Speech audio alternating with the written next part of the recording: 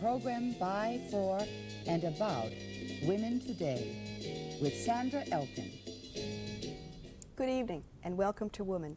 My guest this evening is Carol Burris, the president and founder of the Women's Lobby Incorporated, a Washington-based organization that works for the passage of legislation concerning women.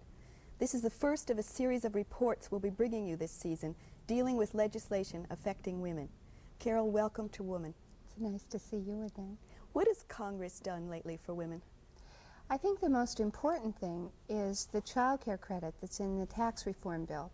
A credit is a credit of a dollar amount against taxes owed, and the child care credit is a maximum of $400 for one child or $800 for two or more children. That is 20% of your expenses that can be used against the taxes you owe at the end of the year. It's more important than a deduction because it's an equal dollar amount for all taxpayers, whereas a deduction is a 70 cents deduction for a 70% tax bracket taxpayer and a 20 cents deduction for a 20% tax bracket taxpayer. Also, 60% of the people in this country file the short form, and a credit can be used on the short form, unlike a deduction. The Congress has done a lot in the Nurse Training Act to address various kinds of health imbalances. The problems of nurses training and of federal payment to nurses for services are addressed in that act. The Congress has sort of addressed itself to enforcement a lot this year. The problem of the Office of Civil Rights in HEW and complaints against universities and colleges. There have been several sets of hearings on the problems of women in education, and so some of the problems of funding for women's education programs have been addressed.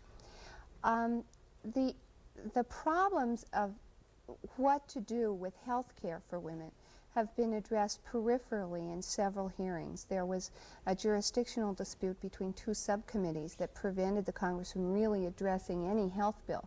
But in both cases, a good many of the problems that concern women, maternal and infant mortality, the problems of old age, and the problems of what you do in the case of long-term nursing home care. And since women predominate among the elderly, obviously that becomes a serious problem for us. So would you say that, strictly looking at it from an attitudinal point of view, Congress seems to have a good attitude toward women, or would you say that's wrong in spite of the fact that they seem to be paying more attention to women? I don't think women have yet penetrated the consciousness of Congress. The things that we've been most successful with as lobbyists have been small pieces of larger bills in which we're able to turn the attention of Congress to a specific problem that women have. What is a specific example of that? Child care and how you're going to pay for it. What exactly are your expenses? The problems of family planning services, cosmetic safety, what you do about registering and labeling IUDs so that it's clear when you get an IUD that there's been some pre-market testing and some surveillance of the manufacturer of that device. And all those bills, and I'll use the IUD bill as an example, came up as a result of pressure outside the realm of women pressing for their own needs. The IUD bill became a reality because of the incidence of failure among pacemakers. And pacemakers are a subject close, you should excuse the pun, to the hearts of many legislators. They're in the age group and the general overweight and drinking, smoking group that is a high use for that kind of thing. And pacemakers began to fall apart. And there was clearly a need to start regulating medical devices. And as that need became more and more pressure on Congress, then we were able to add to the medical devices bill a segment also regulating IUDs. And that problem of women instigating their own legislation and then beginning to develop it really doesn't seem to work in our behalf.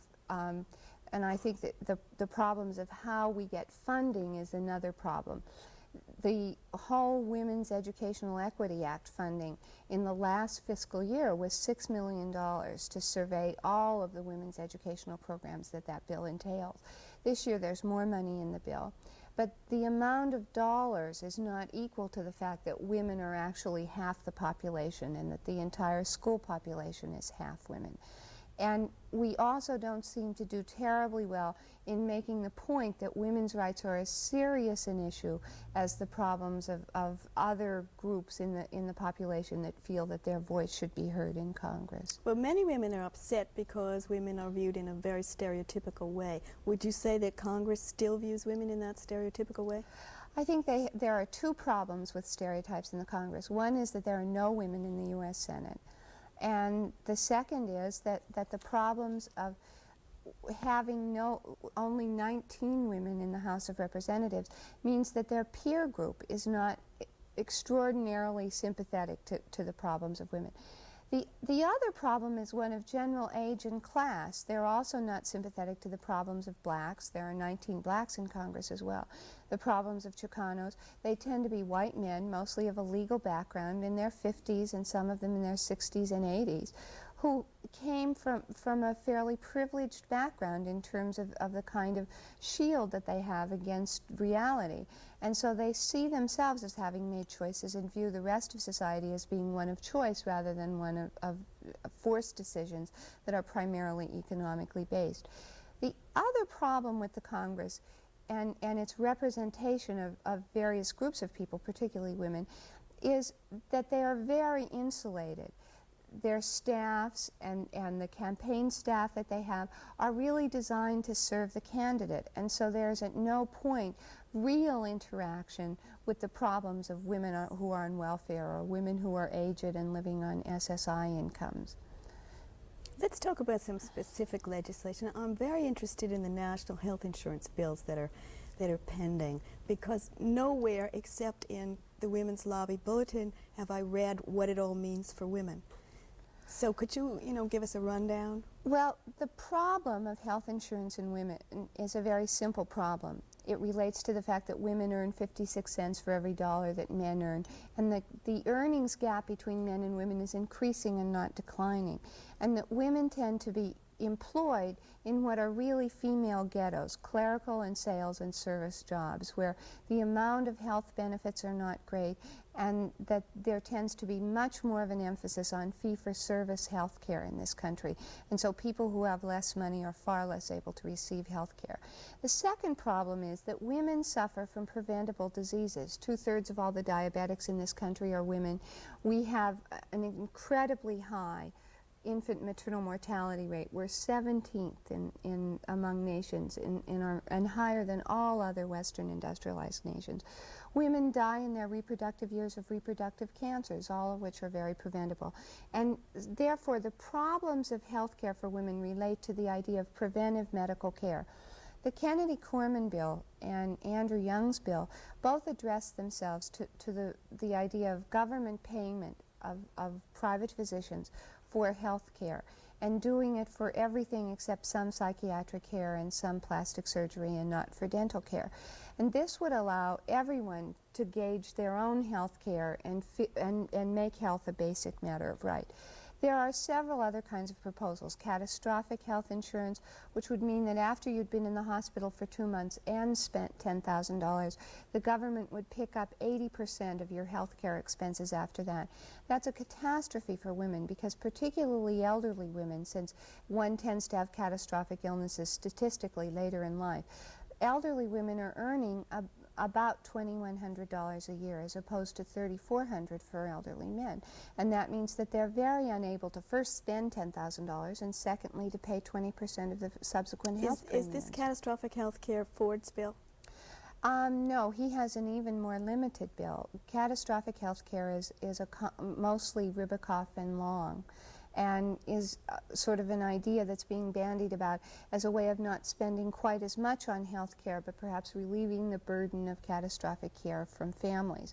It's important for women to understand that we don't die of catastrophic diseases statistically. We languish in old age homes and then expire. And men die of lung cancer and of heart disease and so on in overwhelming numbers, and they are the ones that would benefit most from catastrophic care. The second thing that's important about catastrophic care is that the lack of preventive treatment means that, for instance, female-headed households where there are young children in the household will always predicate a level of treatment that's predicated on income. and the poor in this country have now very little access to preventive health care. But the working poor in this country have little or no access to preventive health care. And all that we do is provide for emergency room treatment and so on, and for a general hospital-oriented type of illness care. The third kind of health plan that's being talked about is to be sort of complementary with catastrophic health care and provide infant and maternal services. The current health estimates are that about 40% of the children who live in center cities are uninoculated, and about 50% of them are uninoculated against polio. And there's a very high rate of lack of pediatric care generally. When Congressman Metcalf of Illinois had the General Accounting Office do a survey of what was the use being made of a federal program called Early Prevention Screening and Detection Testing, he found that 3% of the eligible children were being seen. And this is obviously penny-wise and pound-foolish. It is far better to discover a problem early than it is to discover it at 20. And yet 3% of these children were being seen. The problems with health care that are done around specific periods of your life are that you have to enter the health program and then leave at specific periods. And for women, that means that they would enter at the point at which they were pregnant. Because of the current political situation on abortion, it would be very difficult to provide abortion services. So these would be term birth services, and then some infant care up to the age of, say, 6. The question then of whether or not middle-class parents would use these services. And you have to remember the most successful social program we have is Social Security, because we include the middle class, and that upgrades the quality of services. And the second question would be that if you have maternal and infant health care, would you really catch particularly teenage pregnancies? There's been an 80% increase in 13-year-old pregnancies in this country, and there's been an enormous concentration of live births among the very young. So none of the current health care plans deal with teenage pregnancy? Not at all. Is there a chance that that will be included? There'll be amendments? If the pregnant teenager arrived at the maternal and infant health service center at the time that she was pregnant, then she would be eligible for care, provided that you would work out the questions of whether or not minors could be treated, which are difficult political questions. But the problem is that teenagers are notoriously loath to use health care. They tend not to admit that they're pregnant until into the second trimester. They account for a large number of second trimester abortions, and they also account for an inordinately large number of the infant maternal mortality statistics. And current estimates are that that you could reduce those figures by a third if you had some sort of maternal and prenatal infant care, mortality statistics? particularly in the first trimester. What is Women's Lobby position about the health care plans? We are endorsing the Kennedy-Corman bill because we feel that it's important for women to have preventive health care, that there's nothing else that you can do given our general economic situation and the fact that we need services before we become pregnant, during pregnancy, and that those aren't covered under any other form of care. Maybe this would be a good time to talk a little bit about Women's Lobby. The fact that you're supporting the Kennedy-Corman bill does not mean that you are democratically inclined. No. Women's Lobby is a nonpartisan That's group, right. is that right? We're a nonpartisan group that lobbies for women's rights legislation. We make an effort to both check the Congress for the content of legislation and also to let women know what kinds of legislation is currently in the Congress and what the problems are with various pieces of legislation. And then we actually lobby. We go and talk to legislators about the kinds of things we'd like to see in bills. We attend committee hearings, testify at committee hearings, and make an effort to try and be a voice for women in Washington. Would it be facetious to say you're somewhat cynical about politicians in both parties? Absolutely. I think that both presidential candidates certainly waffled on many issues that were of major concern to women, and that the problems of women as economically oppressed, the fact that we earn so much less and that we're terribly welfare prone. Welfare issues, for example, are seen as a very delicate issue, and in talking to the Carter staff, they felt that it was a far too delicate issue to bring up in his first 4 years, that it would take him a second term to do this.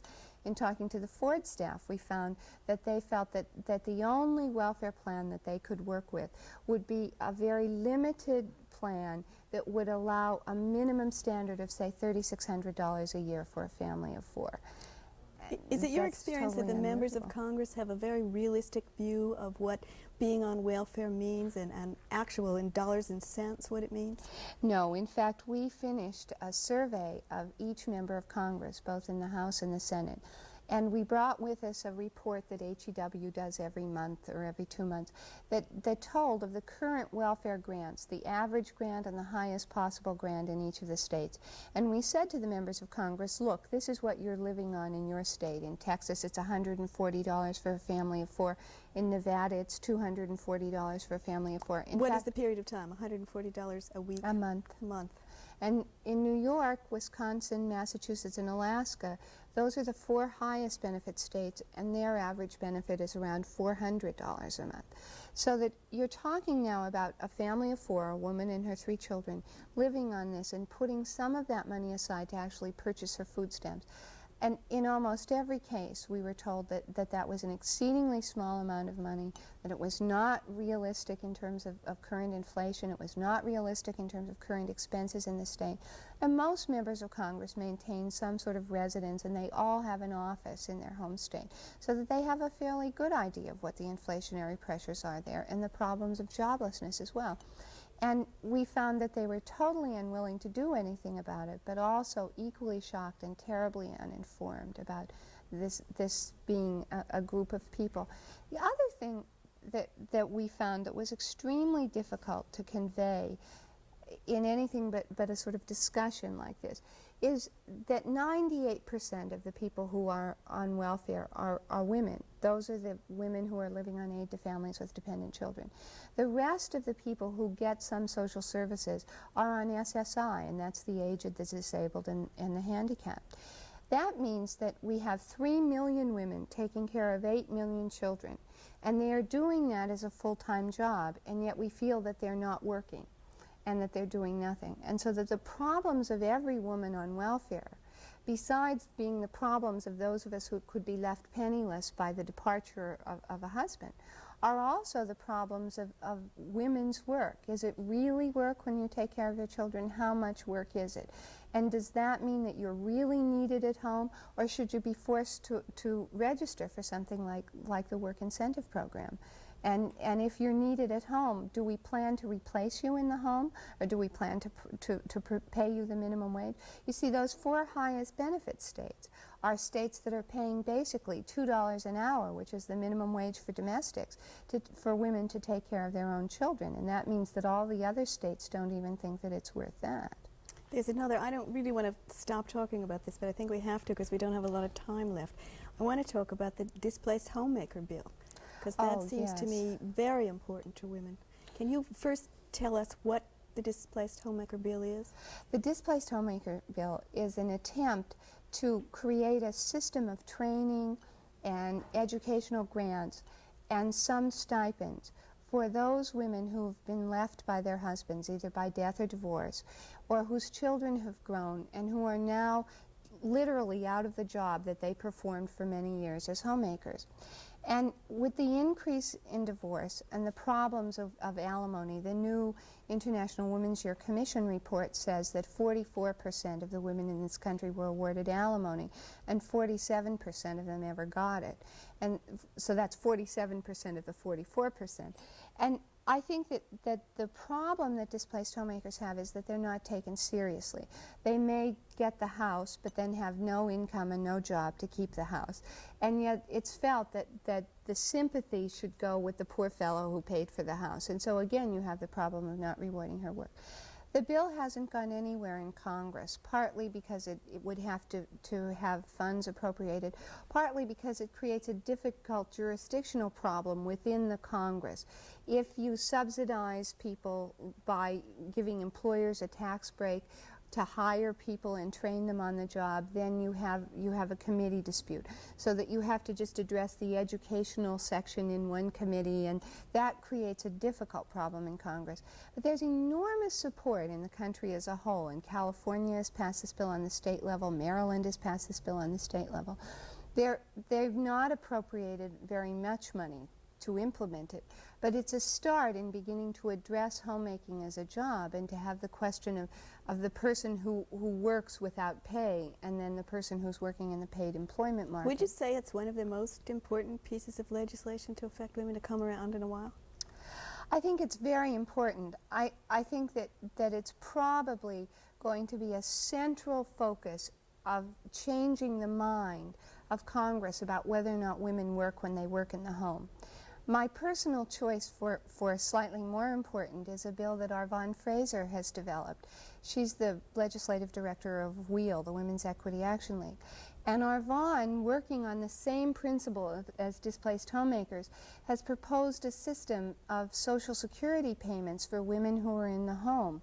And her system would be based on the idea that once you had made an agreement with another person that one of you would work outside the home and one would work inside the home, then you would divide the income of that person in paid employment in half, as you do when you do sharing on your income tax return, and then pay into a Social Security account in your own name. That would allow women to take a retirement benefit with them, to have a disability payment, to have unemployment compensation, and it would also allow them to have the use of that Social Security fallback for their children if they were the sole surviving parent. And there's an enormous problem with women having no disability insurance, and there's a terrific problem with them having no unemployment compensation. And I think that might be a way to address that problem in a slightly faster way. What is the status of that now? It's just been introduced, and the man who chairs the Social Security Subcommittee on the House Ways and Means Committee is a man named Jim Burke of Massachusetts, who's a very nice, doddering old fool who just is completely unable to address himself to the problem of women in Social Security. And as a sort of New Deal's holdover dinosaur, he feels that the thing to do is rearrange the payment system for Social Security and to have 1/3 be employer contributions, 1/3 employee, and 1/3 from general revenues. And there are a lot of merits to that kind of proposal because Social Security is a regressive tax. However, he's held up every other bill in the subcommittee, just waiting until his pet proposal passes. And that means that there's been no action at all. And the same problem is with displaced homemakers. There's been no action in the Education and Labor Committee either. What about, the general population of women? I think we're all, not very well informed on what's happening in Washington and legislation and the status of bills. I know when I talk to you, I can't believe how much I don't know, and I'm sure that other people don't know also. But what can people do to become well informed, and what can they do if something appeals to them and they want to write a letter about it or they want to just do something? Well, the best thing to do is to make sure that the person that you elect and pay $46,400 a year to represent you represents you. And that means using the facilities of his office, which contains a Watts line, a free phone, and call from here locally to the local district office of your congressman or senator and have them call to Washington. You don't have to pay for that. The second thing that you can do is begin to bombard them with a list of your concerns here at the local level so that they begin to put you on mailing lists, and then you begin to see. There are a number of documents the Congress publishes for its own use. Each committee publishes a committee calendar, and each member does a newsletter. And there's now a Congressional Clearinghouse on Women that does a weekly review of things that have happened about women, both in the press and in the congressional record.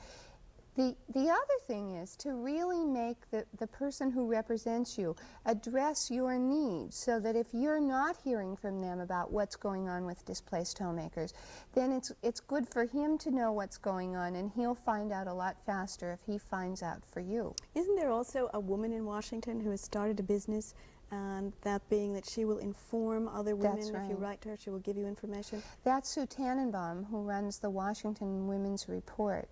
And she has a small office on Capitol Hill, a broad base of experience working on the Hill. She's a very talented and effective person, and has really started issuing this newsletter. Women's Lobby has regular alerts. Wheel has the Wheel Washington report, which gives you the continuing status of all the legislation that concerns women. One problem with just seeing all the status is that it's hard from that to detect which bills are going someplace and which aren't. But each legislator's office is just a fund of information about the kinds of things that are going on. And they have a staff of people whose job is to keep informed. And there's absolutely no reason not to utilize that as your base and your pipeline to Washington. There's one more piece of legislation that I want to talk about. We only have about 2 minutes, and that's the Humphrey-Hawkins bill and what that has to do with women. Well, the Humphrey-Hawkins bill is an attempt to provide a job for those people who, for some reason of fluctuation in the private economy, don't have a job.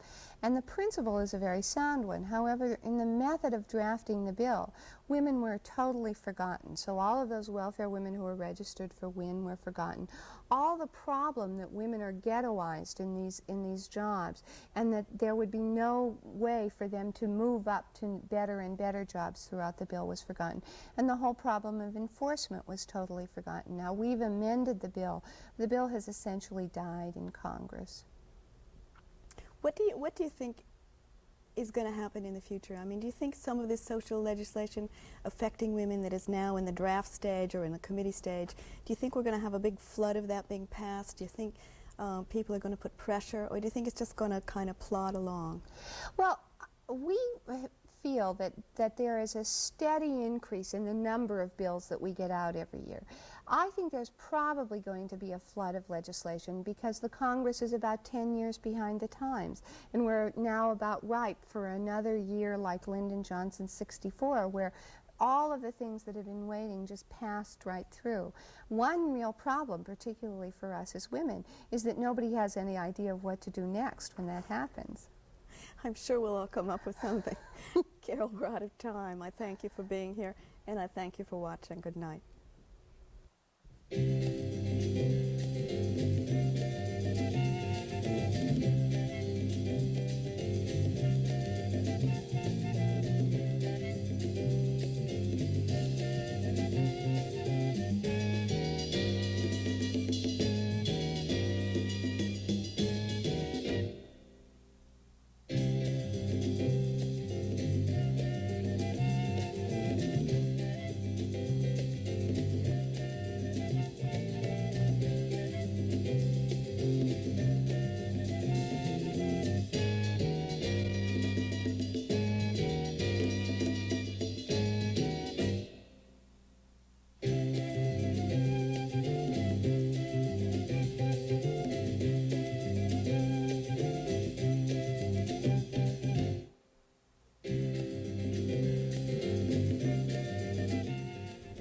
This program was produced by WNED-TV, which is solely responsible for its content. Major funding was provided by public television stations. Additional support was provided by unrestricted general program grants from the Corporation for Public Broadcasting and the Ford Foundation.